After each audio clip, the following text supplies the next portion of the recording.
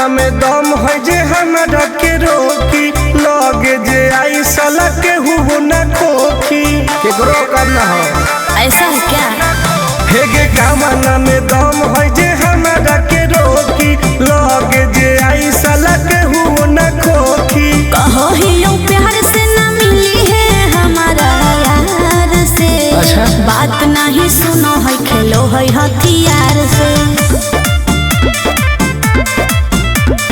बात नहीं सुनो है खेलो है हथियार से।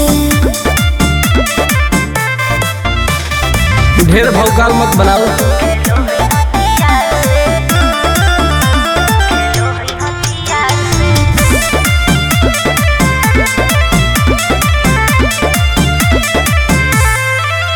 पावर हो जाई तो सीज रे अरे अलगे हई ऊ चीज रे।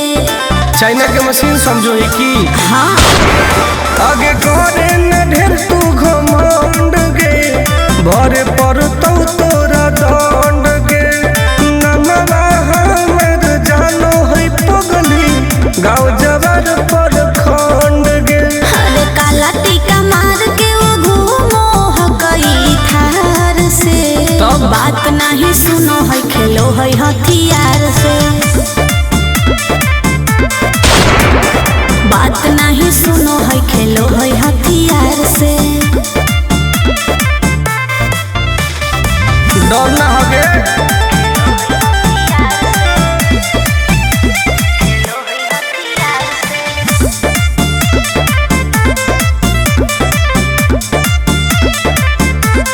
अभी तू झूठे बनो ही बस सामने हो तो एनर्जी लॉस। रह दे अच्छा सुन बोल। आगे चलता न कोनो के जोर गे सगर हो गए हमरे सोर गे टुन टुन आनंद पराकाश के चलती चलो है चारों ओर गे दिमागो कर तेज चलो है तलवार से। हाँ। बात नहीं सुनो है खेलो है हथियार से।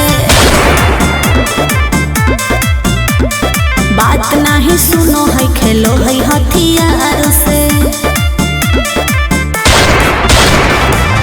चल जो जैसे